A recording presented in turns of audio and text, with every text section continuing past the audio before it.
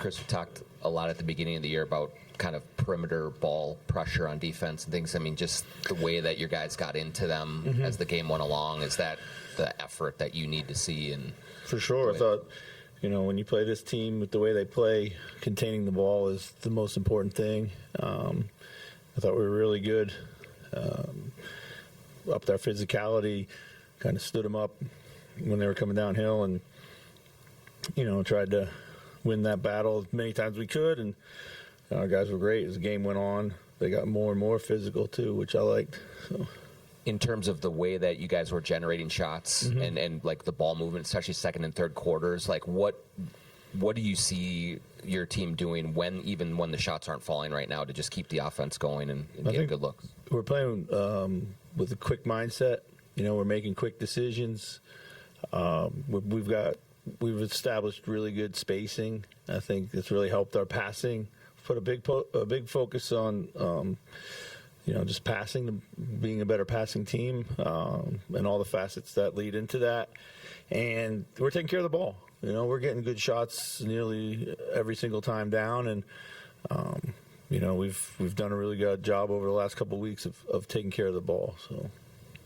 And seemed to drive the bus on a lot of little good things tonight. Off-ball activity, offensively, low man responsibility, defensively, all that kind of stuff. How much better is this team when he does kind of lead the charge in all of those areas? For sure. I mean, he's exponentially. We know what he does in the big things, but he's really settling in kind of his point guard mentality, but still maintaining his aggressiveness and figuring out ways to get his teammates involved, and whether it be with the screening off the ball, I think he's done a good job with that, or just calling their number, just kind of keeping it simple. And I thought his defense has been great the last few games too. Really locked in, survived foul trouble tonight, but at least he got those fouls trying to be physical. Jaden tonight, especially in the third quarter, seemed to really call his own number and kind of put that pressure on the defense. Just how big of a difference is it when Jaden's playing like confident like that on offense? It's huge. I mean, it's coming out of the holiday period, is a priority to get Jaden back in the mix offensively, whether it be play calls or just kind of finding him in the flow a little bit more, and he's really responded there. So, we can't let him kind of go missing inside of our own team, and that's on me. But I think his teammates are doing a really good job of finding him. Rudy's defense has been elite for a while now, but he seems to have expanded the space on the floor he owns. How do you work around that as the other four guys on the court? I mean, how does that help, but also create adjustments? Big emphasis coming into this season with Rudy being more patient with his spacing. I think he's doing a great job of kind of just letting things happen in front of him. He's always been a good initiator with his screening, but just kind of when he's at the bottom of the floor waiting for things to unfold. And he has such great gravity that it kind of opens up a lot of things, and also helps him on the offensive glass. He's better positioned down there. So I think we trust him all over the floor, whether it be at the top or the bottom, and he's really responded well to it. But it's really been his patience at the bottom of the floor, I think.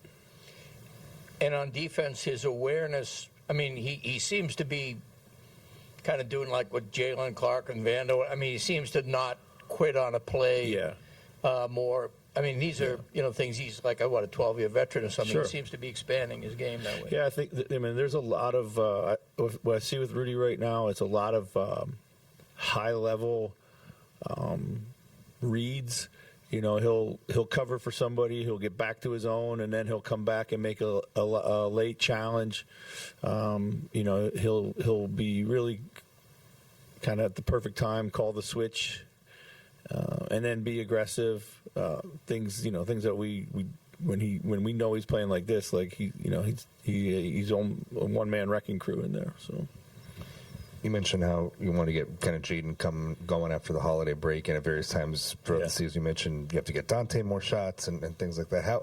What is kind of the balance of trying to make sure everybody, starting lineup, Nas, has kind of their full complement of looks and shots. And Well, I what's think the challenge of that? if we just keep making the right play, trusting the offense, those shots will fall with a pretty even distribution or how we want them, and then we can call a number to direct the ball wherever we need to. What I like, Dante obviously had been in a little bit of a slump. He breaks out of it tonight in a big way, which we know that he's capable of. But throughout his shooting struggles of late, the volume is up. And that's what I like. He's taking a lot of the right shots, and when you do that, they're going to go in. Everybody's touching the ball. I think our guys are playing real well. Like all three bigs are playing outstanding basketball, and I was a little worried that I didn't or should have gone back to Nas. Thought he might get cold, and maybe he did a little bit, but they're all playing so well. It's a luxury to have, but got to make sure that I don't ice my own guys. So.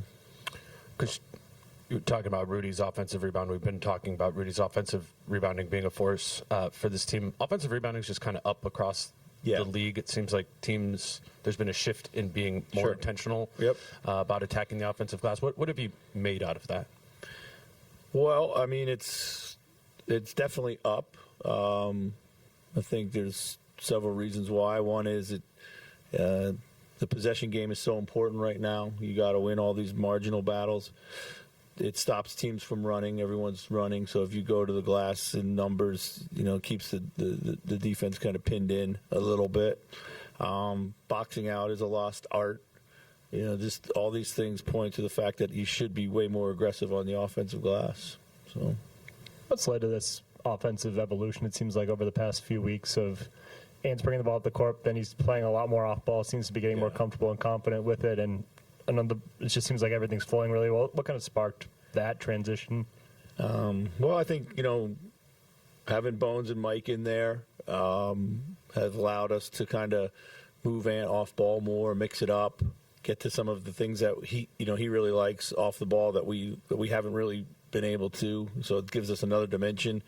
Playing more through Julius like we know we need to, just taking that burden off Ant a bit. And just kind of letting everybody kind of create and initiate enough offense that they feel like they're in the flow. And again, it's just about making a commitment to passing. That's what we've done. So. It's been 2 games now in a row where you guys have been able to kind of empty the bench out at the end of the game. How valuable is that, when you're not maybe working with Johan as much one-on-one, to see him just out there on the court? Every minute for a guy like Johan is valuable. I think, he's what he's doing down in the G League right now is super exciting. Man, to have him come up here and just, in the short minutes that he gets, make an impact, and that's what you want. He's doing his homework, and he's getting good grades. So